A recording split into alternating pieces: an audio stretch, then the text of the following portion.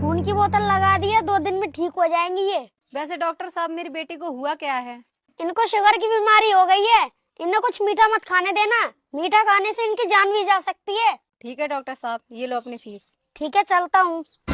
और अभी तो रुको।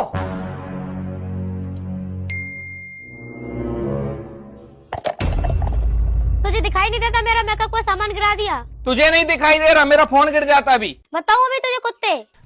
गाली दे रही है।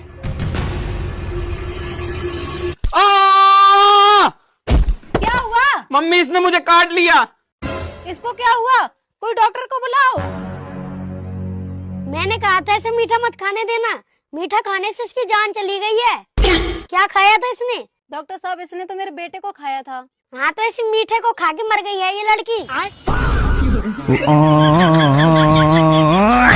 छक्का कहीं का।